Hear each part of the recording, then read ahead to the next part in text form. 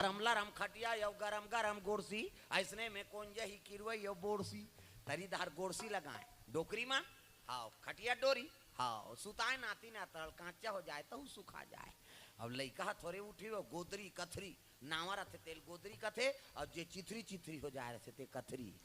कैसे। अब नेवार आगे अब नेवार में गोरसी लगावे नहीं तो कन्या भूंजा जाही बोरहा मत रहे वो नेवार थोड़े सही कैसे। अब पहली डोकरी ढाकरी सन सूते दादी मान सन और नाती नात हमन खुदे सूतन भाई आओ डोकरी दे मन सूताए पोटार के है नी एक जन नातिल पोटारे ते एक जन कहा मैं कते में नहीं सूता तो कहा जगह नहीं चल ऐसे कहे। अब तो बहु बेटी मन सूतन नहीं दे डोकरी मान सन आओ लइका जात रही कहाँ जा रही दादी माँ करा चल खांसती उसके पास सोएगी का हाथ रहते आओ ते नहीं खांसत दुखाई ते उसने चिरापे है नहीं भाई सब ला तो आज दिन बुढ़ापा आना है का प्रेम से बोल दुर्गा मैया की जय कैसे। हाँ पहली के जवान लइका मन हो जाए तब बर बिहाव बार डोकरी दई मन ला है नहीं कहाँ है तिही कतेन दई इस साल तो नतनीन के बर बिहाव कर देते हैं मामा दई डोकरी दई मन हाँ खंध हो बेटी ये साल धान पान बने हो है यहाँ हाँ सगा ही तोला दे दे बोन कही मन के बात ला नाती नतरा मान डोकरी दई ममा दई कर बता लइकल भरे बरसात में अंते फेंक दे रहेगा सब पोटार के सूते है मृत्यु लोक में हाँ पापे नहीं करी सुसने महतारी प्रेम से बोल दुर्गा मैया की जय। खोजत खोजत वीरभद्र चले लगे कहा कदली बन प्रेम से बोल दुर्गा मैया की जय। और कदली बन में किस नहीं तो एक ठन हथनी नालक सूते है ओकर लइका अलग फेंकाए रहा है हाँ वीरभद्र खोजत ले अल्लाह हो गए कहीं हो इला गोंद हो की सो और हाथी मुड़ी चाक ले गोंद के धर के लान लीस प्रेम से बोल दुर्गा मैया की जय। शिव जी कथे भोलेनाथ मनुष्य नहीं मिली एक के ठन महतारी ऐसे रही जी अपन लइका लंते फेंक के सूते रही। अब यही मुड़ी लाने हो कथे लान कहीं हो वो मुड़ी हाथी मुड़ी धरी धड़ कटे रहते में जोड़ दी तीरे टीला बिल्डिंग कर दीजिए शंकर जी बिल्डिंग करे बाछी जुड़ गई लइका खड़े हो गए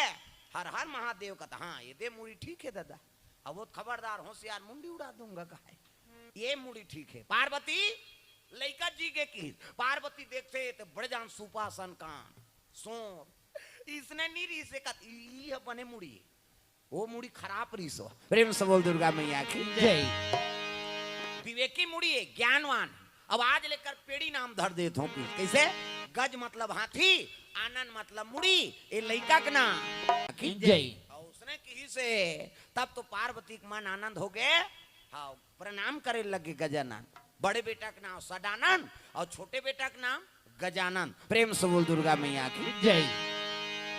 सुंदर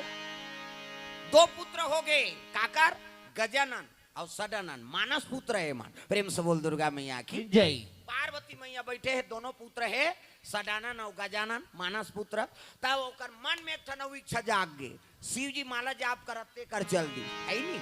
और मन में का सोचा थे आज ये 35 जी लेवा परा थावे जाड़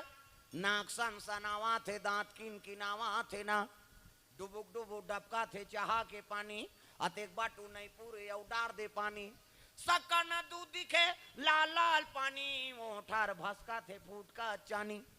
पहले अब बड़ चाह पिए दूसरा घर सिरत के जाए हाँ अंगेठा बारे था कहाँ जू आना आना तो आदत रद्दी तिलक जाना था अच्छा ठौका पीएच के जाना थे दही कही